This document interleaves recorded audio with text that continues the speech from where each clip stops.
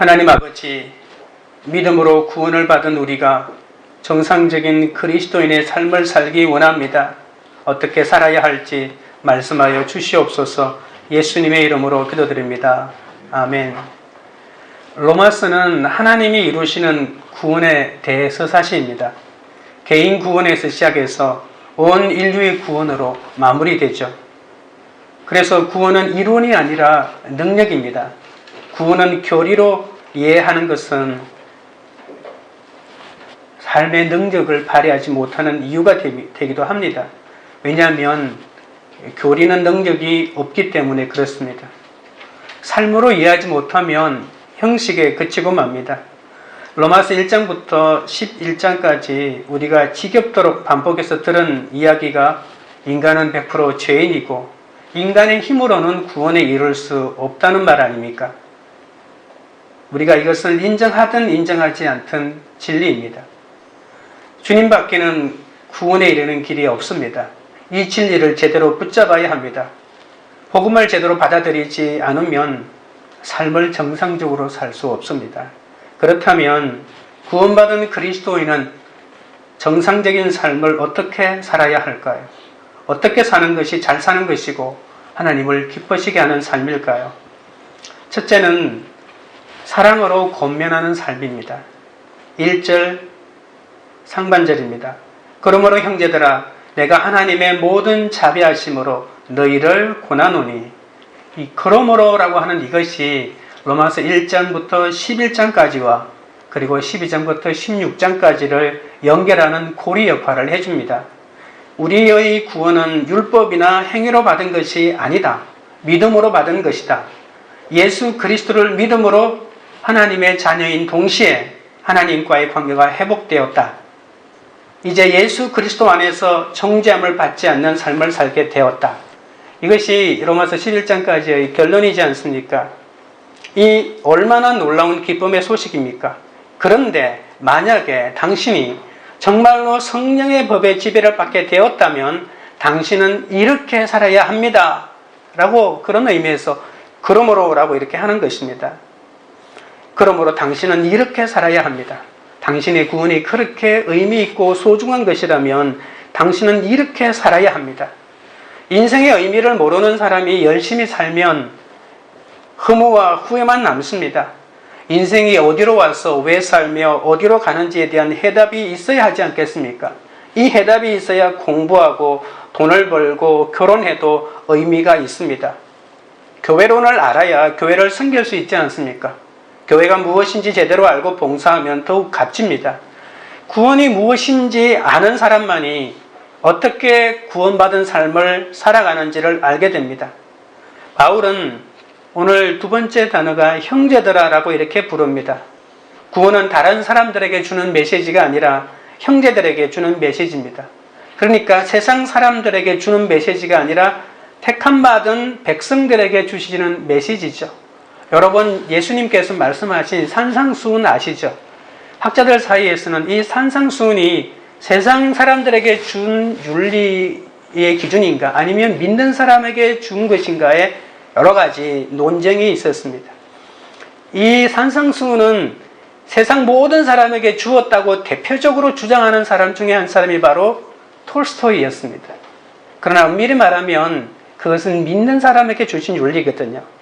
그래서 오늘 사도 바울도 형제들아라고 하면서 말하는 이 모든 말은 예수 그리스도의 구원을 고백한 사람에게 주는 말입니다. 그래서 예수님은 우리에게 요구하십니다. 이 말씀을 받고 행동하고 순종해야 할 사람들은 세상 사람들이 아니라 바로 믿음 안에 있는 우리들이라는 것이죠. 많은 사람이 교회에 와서 실망하고 또 설교 듣고 또 실망하고 그렇게 떠나는 이유가 무엇일까요? 예수님의 진리가 잘못되었기 때문이 아닙니다. 예수 믿는 사람들에게 실망했기 때문이죠. 교회 가서는 할렐루야 아멘 하지만 집에서는 날마다 혈기를 내고 입이 거칠고 이기적이라면 그 사람을 보고 누가 예수를 믿겠습니까? 복음이 우리 삶에 적용되기 위해서 가장 필요한 것은 내 주위에 있는 사람이 형제라는 인식입니다. 너도 나도 주님이 피로 값주고 사신 형제니까 나도 너를 위해서 죽을 수 있다는 사랑의 고백이 담긴 말 아닙니까? 바울은 믿음의 사람 스데반을 죽게 한 자신 같은 죄인도 예수님을 믿고 의로운 자가 되었으니 너와 나는 형제라고 말하는 것이죠. 사도 바울이 로마서 11장에서 말했던 것입니다. 유대인이 넘어진 것은 이방인으로 하여금 구원을 얻게 하려고 하신 것이고, 만약에 넘어졌던 유대인이 다시 하나님 앞에 돌아온다면 놀라운 일을 할 것이다.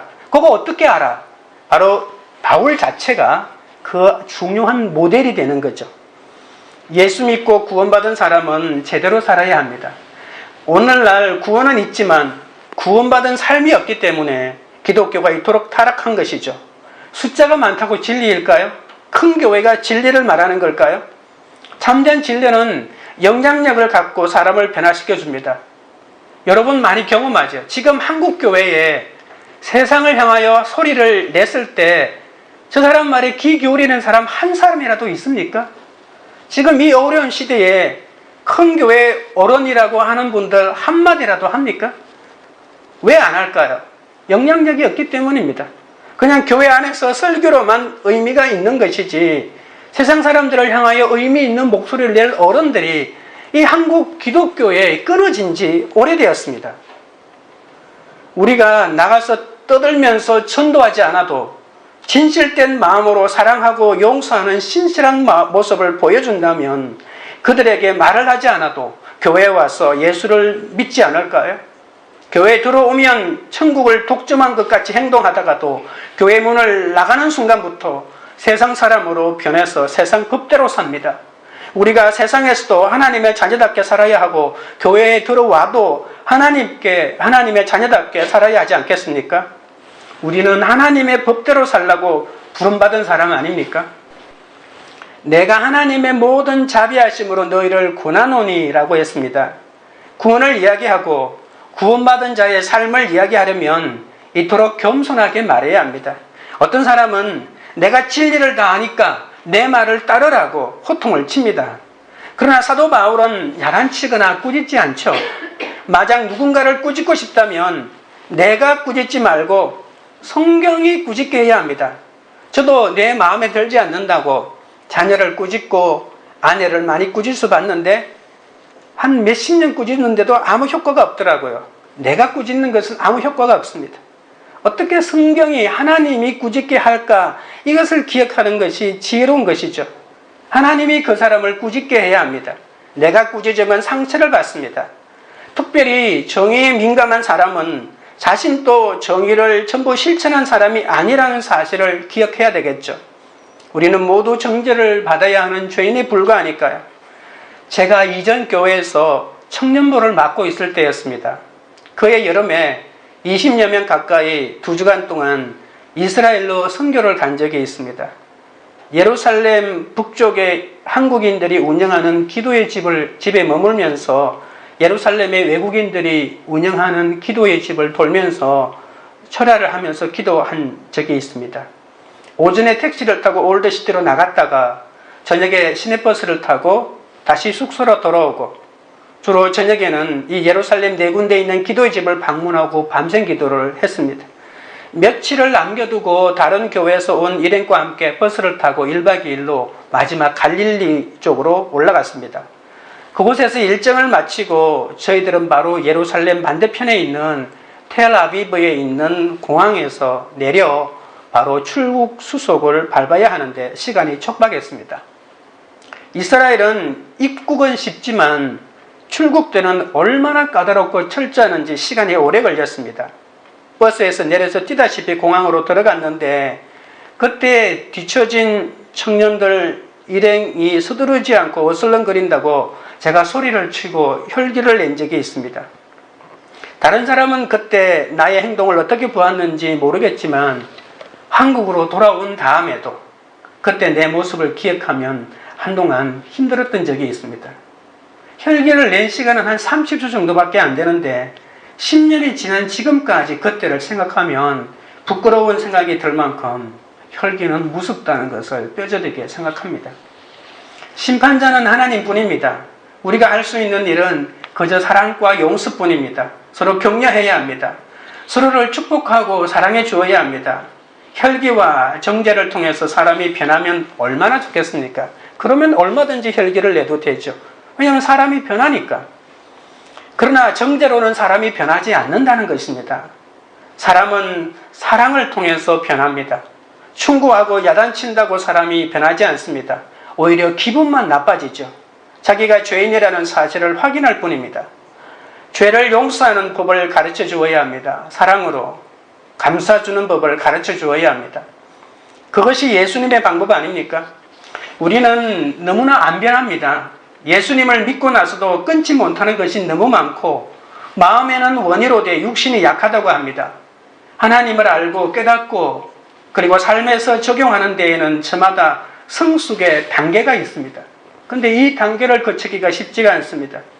믿음의 형제에게 삶의 적용을 가르치기 위해서는 하나님의 모든 자비하심으로 그 사람이 성숙한 단계에 접어들고 조금씩 나아가는 것을 참고 기다리고 받아주어야만 합니다. 예수님은 사람들을 야단치지 않으시고 십자가에 못 박혀 오히려 자신이 죽으셨죠. 예수님은 얼마든지 야단치실 자격이 있었지만 그렇게 하지 않았습니다. 남편들은 아내 야단치기를 거쳐야 합니다. 내 화풀이 대상으로 여기려면 계속 야단을 치지만 만약 고치기를 원한다면 사랑하고 이해하고 격려해 주어야 합니다. 그러면 빨리 고쳐집니다. 아내분들도 남편에게 바가지를 그만 긁어야 합니다. 바가지는 소리만 나지 절대로 변화를 가져오지 못합니다. 기도하고 사랑하고 용서하고 격려해 주십시오. 사람은 사랑으로 변한다는 사실을 잊지 마십시오. 사도 바울은 명령하지 않았습니다. 못된 자식을 고치려는 간절한 아비의 심정으로 지금 말하고 있는 것이죠. 바울은 하나님의 모든 자비로 구원받은 자의 삶을 권면하고 있습니다. 우리에게 바울과 같은 죄고백과 형제인식, 사랑과 인내가 있어야 다른 사람을 가르치고 권면할 수 있습니다. 인간의 자비는 너무나도 얄팍하지만 하나님의 자비하심은 변하지 않는 사랑과 끊임없는 인내이기 때문에 결국은 사람을 변화시키는 거죠.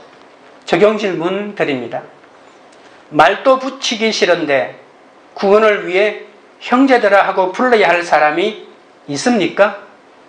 바람 피우지 마라, 가출하지 마라. 수많은 말보다 부드러운 자비와 사랑이 나와 상대방을 변화시킨다는 것을 믿습니까? 둘째는 정상적인 그리스도인의 삶은 자기 몸을 드립니다. 1절 하반절입니다. 너희 몸을 하나님이 기뻐하시는 거룩한 산제사로 드리라. 정상적인 그리스도인은 자기 몸을 하나님이 기뻐하시는 거룩한 산제사로 드린다고 합니다. 여러분, 제사에서 가장 중요한 것은 제물 아닙니까? 제사를 지낼 때 음식도 하고 짐승도 잡습니다. 그런 의미에서 모든 그리스도인은 제물입니다. 제물은 바쳐지고 희생되어야만 제사가 이루어지죠. 우리나라의 제사는 죽은 사람과 살아있는 사람이 하나의 공동체라는 것을 확인시키는 방법입니다. 여러분, 제사를 진행하는 방법을 보십시오. 식사하는 겁니다. 그냥 죽은 사람이 홀령이 온다고 가정하고 그 사람들에게 식사 대접을 하고 그 다음에 그 사람들이 식사를 다 하고 난 다음에 남아있는 식구들이 식사를 합니다.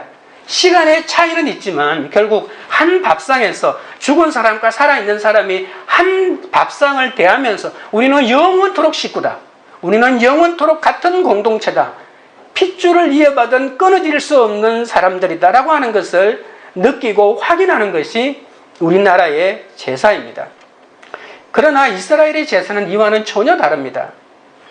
이스라엘의 제사는 내가 죄를 지었을 때 내 죄를 씻기 위해서는 내가 죽어야만이 죄가 없어집니다. 그런데 내가 죽으면 안 되니까 내 대신 누군가 다른 존재가 죽어주는 거죠. 그래서 짐승을 잡고 그 피를 제단에 뿌림으로써 마치 내가 죽은 것 같은 효과를 발휘하는 겁니다. 여러분, 제사를 드릴 때 양머리 위에 이렇게 안수합니다. 누가요? 제사장 말고 내가 말입니다. 내가 제사를 드리러 온 죄인이 안수를 하면 내 죄가 양 안으로 다 들어가는 이런 의미도 있지만 내가 바로 양이 되어버립니다. 내가 양이 된다고요. 그리고 내가 스스로 양의 염통을 찌릅니다. 제사장이 죽여주는 거 아니에요. 내가 직접 죽입니다. 그러면 짐승이 죽을 거잖아요. 근데 짐승이 죽는 것이 아니고 내가 죽는 겁니다. 내가 나를 죽이는 겁니다. 그럼 피를 다 받아내고요. 그걸 피는 제사장이 관리하지만 짐승의 각을 뜹니다. 손바닥만한 각을 뜹니다. 왜냐하면 태우기 좋게. 모든 각을 누가 뜰까요? 제사장이 안 떠줍니다. 자기가 떠야 합니다. 자기가 일일이 각을 뜨고 그걸 다 불 위에 태웁니다. 완전히 자기는 죽었다.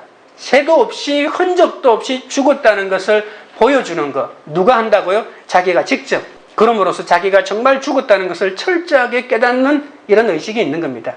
신학적인 의미가 제사에 있는 것이 아니라 그 제사를 진행하는 그 짐승을 사야 되는 돈도 내가 지불해야 하지만 그 처절한 피 튀기는 그 장면을 내가 다 겪어야 돼야 되기 때문에 정말 죄를 지어서는 안 되겠구나. 정말 내가 죽었구나. 이렇게 해서 죄가 용서받는 것이 구약의 제사의 의미입니다. 여러분, 구약의 제사의 의미는 하나님이 만든 거기 때문에 의미 있는 것입니다. 그런데 구약의 제사가 폐기된 것은 이 시스템을 운영하는 제사장이라고 하는 사람 자체가 타락했기 때문에 이 제사 자체가 없어진 거죠. 말라기에 하나님이 이렇게 말합니다. 짐승들을 잡으면 짐승들이 오물을 쏟아내지 않습니까? 내가 그 오물을 너희 얼굴에 이렇게 발라주겠다고 하나님이 노골적으로 표현할 만큼 제사장에 대한 그 하나님의 분노가 굉장히 심했다는 것을 알 수가 있습니다. 이처럼 예수님도 온 인류의 죄를 계속하기 위하여 십자가에 못 박혀 죽으신 것이죠. 그래서 재물은 말이 없어야 하고 원망도 없어야 합니다. 내가 왜 재물이 되느냐고 하면 재물이 아닙니다. 재물은 자기 죄 때문에 죽는 것이 아니죠. 다른 사람의 죄 때문에 희생을 당하는 것이 재물의 가장 큰 특징입니다. 만약에 예수님께서 희생되지 않았다면 인류의 구원은 없죠. 그리스도인들은 이 세상을 위한 희생 제물입니다. 내 가족의 누군가를 위한 희생 제물입니다. 오늘 성경이 제물이라고, 살아있는 제물이라고 말하고 있지 않습니까? 내가 잘못해서가 아닙니다. 주님이 아십니다. 억울한 것도 아십니다. 다른 사람의 죄를 뒤집어 쓰고 제물이 되는 것이 바로 그리스도인입니다. 이익을 챙기기 위한 것이 아닙니다. 예수 믿고 건강해지고 부자가 되고 축복받는 것만이 기독교는 아닙니다. 그리스도인의 참된 모습은 바로 죄물이 되는 것입니다. 따라서 억울한 일을 당하거나 손해를 보는 것은 어쩌면 마땅하고도 당연한 것인지도 모릅니다. 예수님은 제자들에게 아무든지 나를 따라오려거든 자기를 부인하고 자기 십자가를 지고 나를 쫓아야만 된다는 무시무시한 말을 하십니다. 예수님은 십자가 진 거 아닌가요? 우리는 예수님이 만들어 놓은 모든 축복을 누리기만 하면 되지 않나요? 예수님은 그렇게 하지 않으셨습니다. 왜냐하면 우리는 또 누군가를 하나님에게로 인도해야 될 사명이 있기 때문에 그렇습니다. 이것이 그리스도인의 원리입니다. 그리스도인은 세상의 것을 많이 가져도 여전히 목이 마릅니다. 그리고 헌금을 하고 봉사를 열심히 하는데 뭔가 의존합니다. 왜 그런지 아십니까? 재물이 되기를 거부하고 있기 때문입니다. 그래서 신앙생활에서 어딘가 외롭고 어딘가 부족하다고 느끼는 것이죠. 몸을 들여야 합니다. 신앙생활은 몸을 들이는 것입니다. 어떤 사람은 생각이나 정신이면 충분하다고 생각합니다. 그러나 몸이 없으면 영도 없는 것이죠. 영은 몸이 있기 때문에 있는 것입니다. 영만큼 중요한 것이 바로 몸입니다. 따라서 크리스천의 삶은 영을 드리는 것이 아니라 몸을 드리는 것이고 이것이 예배요 신앙이라고 말합니다. 예수님은 기도하지 못하는 베드로에게 마음은 원이로되 육신이 약하다고 말하지 않았습니까? 마음으로는 선교사를 몇 번이나 다녀왔을 것입니다. 몸을 드린다는 것은 내 시간을 드리는 것이죠. 시간을 드리지 않고 어떻게 몸을 드릴 수 있을까요? 사랑도 몸으로 하는 것입니다. 하나님은 우리의 몸을 원하십니다. 몸은 시간이요? 몸은 은사입니다. 찬양으로 섬기는 분들은 자신의 몸으로 섬기는 분들이죠. 아이들을 돌보든지 화장실 청소를 하든지 주차 안내를 하든지 우리 몸이 움직일 때 신앙의 실체가 보이는 거죠. 힘들어도 날마다 시간을 들이고 내 손발을 들여서 하나님을 만나게 되면 저절로 가족 사랑이 이루어지는 거죠. 하나님과 만남이 너무 좋으니까 사랑하는 식구들과도 함께하고 싶어지고 이웃과 동료에게도 알리고 싶어지는 거죠. 그리고 전도를 하려면 내가 죽어지는 일들이 더 많이 생깁니다. 참을 수 없는 일들도 참아야 하고 귀찮은 일도 앞장서서 처리해야 하고 가정과 직장에서 더 적극적인 제물이 될 수밖에 없는 것이죠. 참된 예배란 몸을 드리는 것입니다. 몸이 가면 마음이 따라갑니다. 하나님은 부정한 몸을 받지 않으십니다. 제사 제물은 흠없고 티가 없어야 하듯이 하나님은 우리의 깨끗한 몸을 원하시죠. 땀 흘리고 기도하고 눈물 흘리는 헌금이어야 합니다. 먹고 싶은 것을 먹지 않고 사고 싶은 것을 사지 않고 드리는 돈이 하나님이 기뻐하시죠. 참된 신앙은 형식이나 관념이 아닙니다. 우리의 직장은 우리가 봉사할 수 있는 매우 중요한 곳입니다. 여러분은 그곳에서 하나님의 제물이 되어야 합니다. 왜 나만 힘든 일을 하냐고 하지 마십시오. 그곳이 바로 예배의 장소입니다. 교회에 드리는 것만이, 교회에 와서 드리는 것만이 예배가 아니라 삶이 예배 아닙니까? 내가 있는 곳이 바로 선교지 아닙니까? 우리는 그 세계를 변화시키라고 제물로 바쳐진 사람들입니다. 문제는 제물이 안 된 사람이 문제죠. 그 다음에 이는 너희가 드릴 영적 예배니라입니다. 사도 바울은 산 제물로 제사를 드리라고 했죠. 죽은 제사는 냄새가 나고 아무 일도 일어나지 않기 때문이죠. 그러다가 산 제사가 드려지면 변화가 일어나고 열매가 맺힙니다. 몸의 주인이 하나님이기 때문에 우리 몸이야말로 가장 영적인 것이죠. 예수 그리스도를 믿어 의롭다함을 받은 우리의 몸은 하나님이 거하시는 하나님의 성전이라고 했습니다. 그리스도인의 삶은 자기 몸을 하나님이 기뻐하는 거룩한 산제물로 드리는 것이고 그것이 바로 오늘 사도 바울은 영적 예배라고 말하고 있습니다. 영적이라고 하는 말은 온전하다는 그런 뜻이죠. 예배는 봉사잖아요. 그래서 영적 예배에는 합당한 경배, 합당한 섬김이라는 뜻이 있습니다. 영적 예배라고 해서 육적 예배가 따로 있는 것은 아닙니다. 하나님을 경배하고 섬기는 예배 자체가 영적인 것이죠. 정해진 시간에, 정해진 장소에, 정해진 형식으로 참여하는 것이 그러나 예배의 전부가 아니라는 뜻입니다. 산 제물의 반대는 죽은 제물입니다. 드리는 자의 삶이 담겨 있지 않는 것은 바로 죽은 제물입니다. 내 자신이 제물로 드려지지 않기 때문에 형식만 있고 내용은 없는 것이 죽은 제사죠. 죽은 제사로는 하나님이 임재하지 않습니다.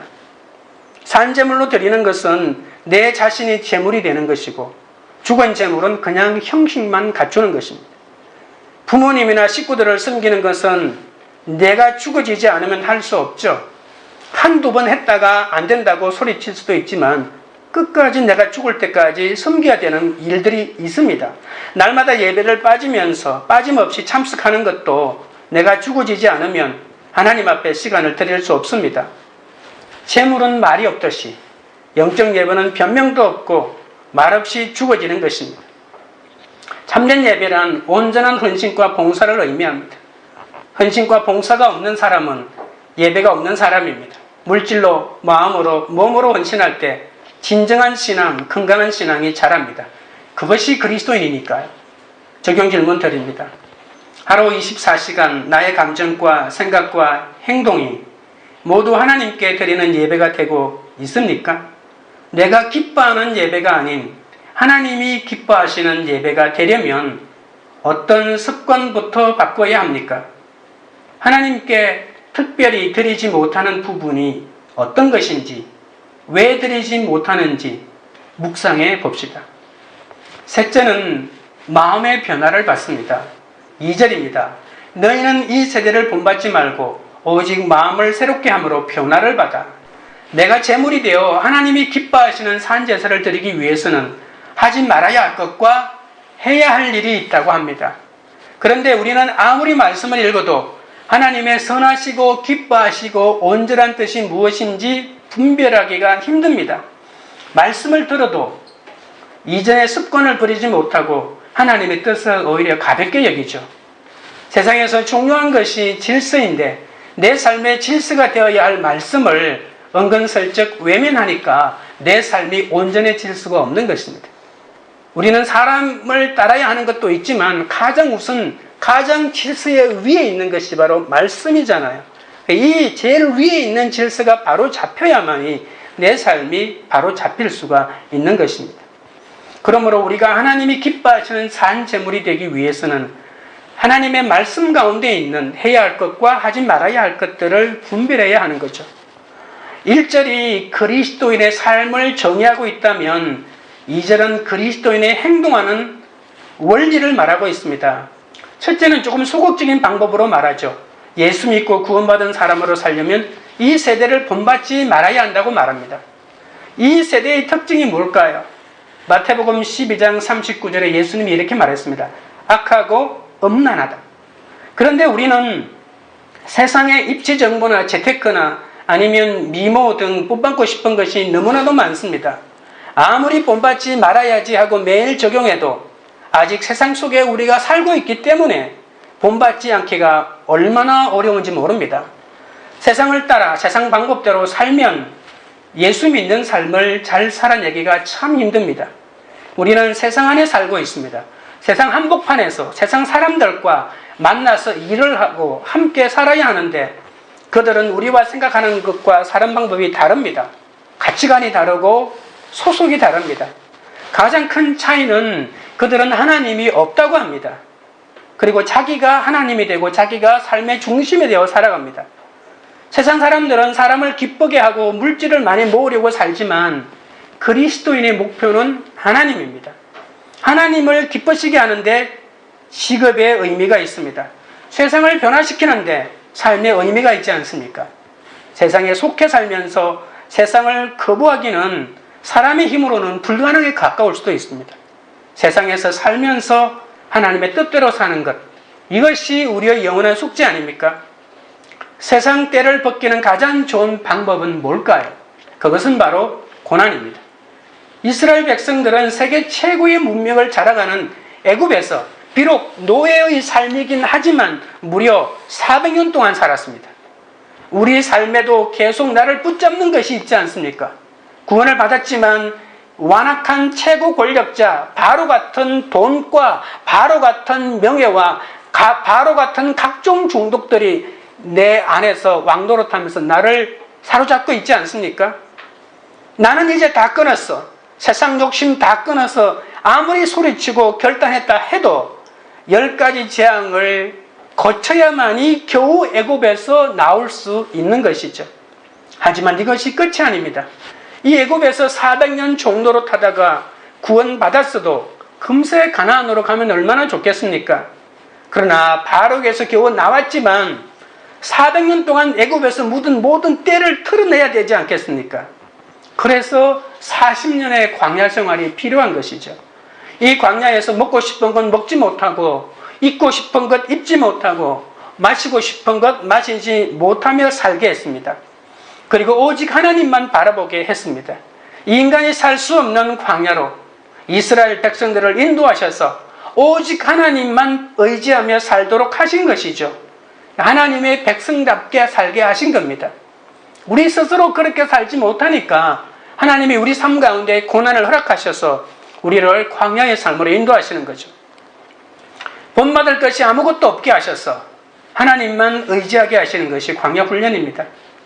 어떻게든 세상을 본받지 말라고 자꾸 없어지게 하시고 망하게 하시는 것이 이 세대를 본받지 않는 최고의 비결입니다.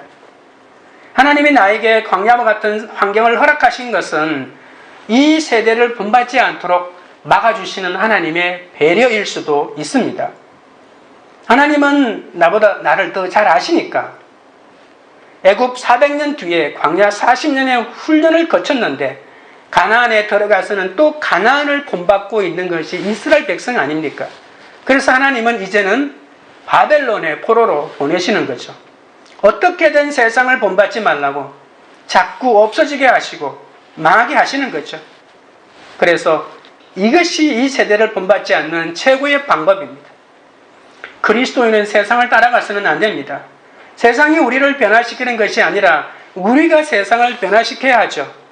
세상은 변하기 때문에 세상을 쫓아가는 사람들은 오래 못 갑니다. 그러나 사람들은, 하나님을 경외하는 사람들은 촌스럽고 바보스럽고 시대에 맞지 않는 것 같지만 영원하다는 걸 잊지 마셔야 합니다. 우리는 소속과 신분이 다른 사람이니까요. 세상 속에 살지만 우리는 하나님의 백성이요, 우리의 임금은 예수 그리스도시요, 우리의 통치자는 하나님이십니다. 두 번째로 적극적으로 오직 마음을 새롭게 함으로 변화를 받으라고 합니다. 변화를 받는다고 하는 가장 큰 변화는 거듭나는 거죠. 새로운 피조물이 되어야 한다는 것입니다. 우리가 하나님을 위하여 희생하고 봉사를 했는데 하나님의 뜻도 모른 채 내 마음대로 열심히 일을 했다면 그것은 하나님과 상관이 없는 것이죠. 바울은 열심히 특심이었잖아요. 그런데 하나님을 잘 섬긴다고 했지만 예수 믿는 사람을 핍박하는 것이 하나님의 뜻과는 전혀 다른 것이었죠. 그래서 열심히 한다고 되는 것이 아닙니다. 하나님의 뜻을 정확하게 깨달아야 합니다. 내가 좋은 것을 하는 게 아니라 하나님이 기뻐하시는 것을 정확하게 알아서 그렇게 해야 합니다. 거듭나십시오. 거듭나야만이 새로운 출발이 있습니다. 거듭나지 못한 사람들에게는 새로운 출발이 있을 수 없습니다. 사탄의 손아귀에 있는 한 여러분들이 아무리 잘 살고 싶고 정직하게 살고 싶고 의롭고 싶고 그렇게 살아도 그렇게 할 수 없습니다. 따라서 마귀의 세력에서 빠져나와야 합니다. 어둠의 세력, 저주와 죽음의 세력에서 빠져나와야 합니다. 그리고 빛의 자녀가 되어야 합니다. 마지막 부분 보십시오. 하나님의 선하시고 기뻐하시고 온전한 뜻이 무엇인지 분별하도록 하라. 그럼 우리는 하나님의 뜻을 어떻게 알 수 있을까요? 종은 주인의 마음을 알아야 하죠. 그리고 성도는 하나님의 마음을 알아야 합니다. 무슨 일이든지 알면 쉽고 모르면 어렵습니다. 목표가 있는 것은 방황하지 않죠. 각오는 있는데 어디를 가야 할지 모르면 그것은 방황하는 것입니다. 계속 가고 있지만 방황입니다. 우리는 돈을 많이 벌어야 합니다. 그러나 목적이 있어야 합니다. 오래 사는 이유도 목적이 있어야 합니다. 결혼하는 이유도 있어야 합니다. 자녀를 교육하는 목적이 있어야 하고 직장 생활을 하는 의미도 있어야 합니다. 그 의미를 알아야 직장에 가는 것이 좋아지지 않을까요? 좋아하는 것은 하나님의 음성을, 중요한 것은 하나님의 음성을 듣는 것입니다. 변화받은 사람만이 하나님의 음성을 들을 수 있습니다. 여러분 모두 하나님의 음성을 듣기 바랍니다. 제가 5번 정도 결혼식 주례를 했습니다. 그 중에 한 가정에서 2주 전에 연락이 왔습니다. 제가 주례한 자매의 아버님이었는데 생후 6개월짜리 손자가 침대에서 엄마랑 자다가 먼저 일어나 있다가 그만 침대에서 떨어졌다는 것입니다. 뇌가 크게 손상을 입었는데 아직도 깨어나지 못해서 중환자실에 입원해 있다고 합니다. 그러면서 기도해달라고 요청합니다. 며칠 전에는 그 자매와 통화를 했는데 뇌에 고였던 피를 치료하느라고 약물을 통해서 잠을 재웠는데 한 2주 가까이 되잖아요. 근데 지금은 이제 깨우려고 시도한다고 합니다. 그런데 깨어났을 때 어떤 반응을 보일지 아무도 모르기 때문에 두려움에 떨고 있다는 것입니다. 기도해 주는 내내 계속 울어서 마음이 참 아팠습니다. 자매는 지금 노르웨이에 살고 있습니다. 남편은 의사이거든요. 그쪽 의료진 또 할 수 있는 것이 아무것도 없다고 합니다. 그저 기도하며 기다릴 수밖에 없다는 것이죠. 이런 상황에서도 우리가 믿을 분은 주님밖에 없습니다. 예수님은 최악의 상황에서 최선의 결과를 만드시는 분이기 때문입니다. 우리의 모든 실패를 바꾸어 축복으로 바꾸어 주실 것이고 또 우리가 저주라고 생각했던 삶의 모든 고통이 변하여 복이 되게 하십니다. 10대 후반에 제 인생을 휘어잡았던 함석헌 선생님의 시 가운데 마음에 붙이는 노래라고 하는 시가 있는데 제가 짧은 시를 한번 읽어보겠습니다. 세상이 거친 바다라도 그 위에 비치는 별이 떠 있느니라. 까불리는 조각배 같은 내 마음아, 너는 거기서도 눈 떠 바라보기를 잊지 마라. 역사가 썩어진 흙탕이라도 그 밑에 기름진 맛이 들었느니라. 뒹구는 한떨기 꽃 같은 내 마음아, 너는 거기에서도 뿌리박길 잊지 말라. 인생이 가시밭길이라도 그 속에 어느 구석이 있느니라. 쫓겨가는 참새 같은 내 마음아, 너는 거기에서도 사랑의 보금자리 짓기를 잊지 마라. 삶이 봄풀의 꿈이라도 그 끝에 맑은 구슬이 맺히느니라. 지나가는 나비 같은 내 마음아, 너는 거기에서도 영혼의 향기 마시기를 잊지 마라. 우리 삶에 어디서나 하나님의 뜻이 있습니다. 아파도, 부도가 나도, 배신을 당해 죽게 되어도 거기서 내가 만난 하나님을 전하면 그 하나님은 선하시고 기뻐하시고 온전하신 뜻이 있는 겁니다. 그것이 사명입니다. 우리가 어떤 상황에 놓여 있어도 그 사람만이 감당할 수 있는 사명이 있는 것이죠. 내 힘으로는 형제를 사랑할 수 없습니다. 하나님의 뜻을 분별해서 마음의 변화를 받고 이 세대를 본받지 않는 것도 내 힘으로 어찌 감당할 수 있겠습니까? 돈이 없고 병에 걸려서 본받고 싶어도 본받을 수 없는 환경에 있다면 오히려 그것이 은혜입니다. 눈만 뜨면 이 세대를 본받고 있고 본받고 싶어하는 나를 오히려 십자가에 달려있어 꼼짝도 못하게 하시고 주님만 바라보게 하는 그 환경이, 이것이야말로 정말 하나님의 은혜 가운데 은혜가 아니겠습니까? 하나님의 뜻대로 내가 이 땅에서 재물이 되어 사는 삶이 너무나도 비참한 삶 같지만 그 삶이야말로 진실로 열매 맺고 하나님이 함께하는 삶임을 잊지 마시기 바랍니다. 적용 질문 드립니다. 문화와 패션의 유행, 입시 공부의 유행을 쫓아 열심히 이 세대를 본받고 있습니까? 남들이 다 하니까 나도 해야 한다고 배우자 외에 애인 만들기에 동참하고 있지는 않습니까? 이 세대를 본받지 말라고 내게 정신이 번쩍 드는 사건이 찾아왔다는 걸 깨달았습니까? 그렇다면 그 사건에서 분별하고 깨달아야 할 하나님의 뜻은 무엇입니까? 말씀을 맺겠습니다. 예배와 삶은 나누어지지 않습니다. 예배와 삶은 하나입니다. 이것이 그리스도인의 삶입니다. 그리스도인의 삶은 바로 예배입니다. 내 몸이 가는 곳이 예배할 장소입니다. 주일 예배 드리는 2시간을 따로 떼어서 예배라고 말하지 않습니다. 이것을 포함해 삶 전체로 드리는 것이 예배입니다. 우리는 세상을 따라가지 말아야 합니다. 외롭고 힘이 들지라도 이 길을 계속 가야 합니다. 마음이 새롭게 되어 변화를 받아 하나님의 뜻을 발견해야 합니다. 그리고 그 뜻대로 살아야 합니다. 이것이 그리스도인의 삶의 전부입니다. 찬양 드리고 기도하겠습니다.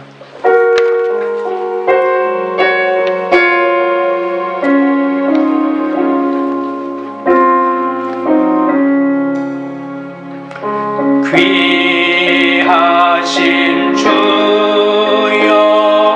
날 붙드사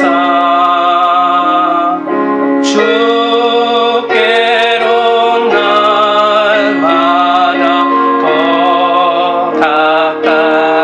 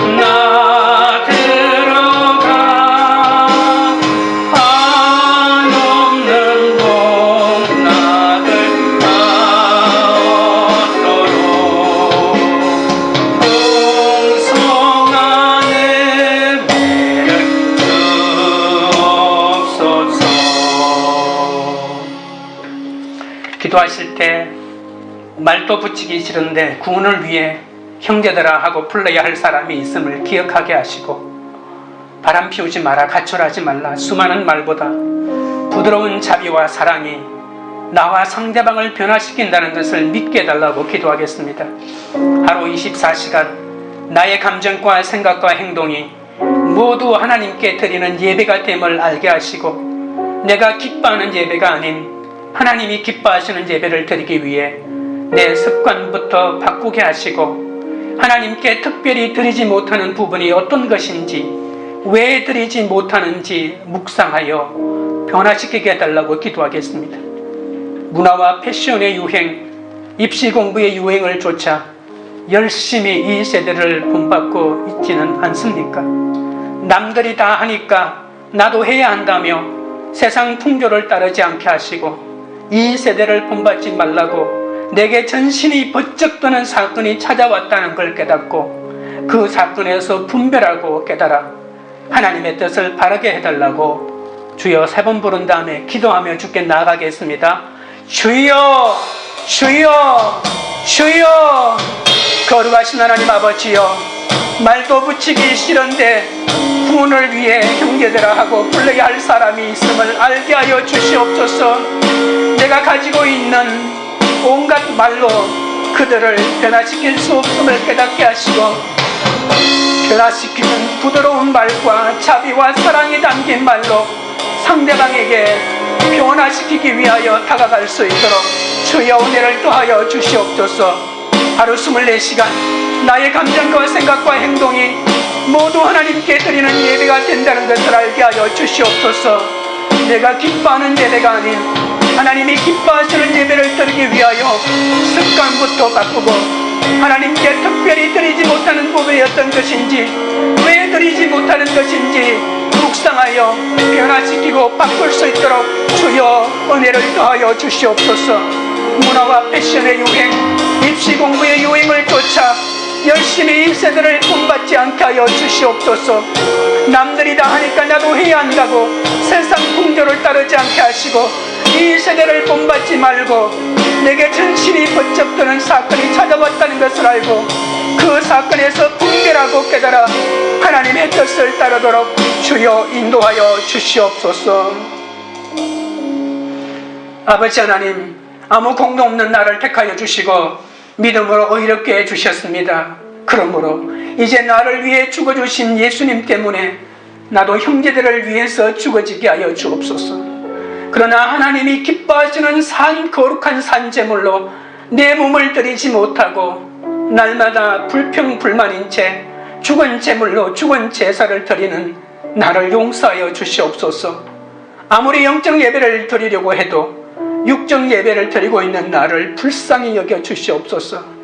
목이 곧은 나를 언제나 자비하심과 인내로 권하시는 주님처럼 나도 사랑과 인내로 고난하는 자가 되게 하여 주옵소서. 죽어가는 영혼을 구원하는 일이 사명임을 알고 애통함을 허락하여 주옵소서. 그들이 살아날 수 있도록 날마다 자비와 섬김으로 권면하게 하시고, 죽어지는 제물이 되어서 하나님이 기뻐하시는 산제사를 드릴 수 있도록 인도하옵소서. 하나님의 선하시고 기뻐하시고 온전하신 뜻을 분별하기 위해 마음으로 변화를 받고 이 세대를 본받지 말라고 하셨습니다. 나도 너무나도 이 세대를 본받고 싶어 눈만 뜨면 본받고 싶어서 갈등하는 일이 참 많습니다. 주여 불쌍히 여겨 주시옵소서. 거친 세상에서 죽어지는 제물로 산다는 것이 얼마나 어려운지요. 거친 바다 위에서도 눈떠 주님을 바라보게 하옵소서. 썩어진 흙탕에서도 주님 때문에 거기서도 뿌리박게 하옵소서. 가시밭길 같은 인생이라도 거기서 사랑의 보금자기를 짓게 하여 주시고, 삶이 봄풀의 꿈이라도 그 끝에 맑은 구슬이 맺힘을 알게 하옵소서. 끊임없이 부어주시는 하나님의 은혜의 영원한 향기 마시기를 잊지 않도록 주여 우리를 긍휼히 여겨 주옵소서. 주여 로이를 고쳐 주시옵소서. 회복되게 하여 주시옵소서. 주여 그 자녀들이 주님 앞에 온전히 다시 회복되는 역사가 일어나게 하여 주시옵소서. 우리에게 이 세대를 본받지 말라고 각자에게 맞는 어려운 환경을 허락하신 것을 진심으로 감사합니다.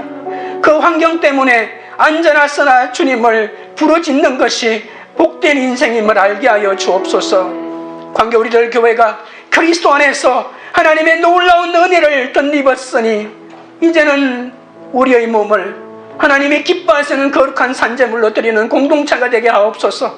성령과 말씀으로 우리의 마음을 새롭게 함으로 변화를 받아 관계 속에서 겸손의 열매를 맺는 공동체가 되게 하옵소서.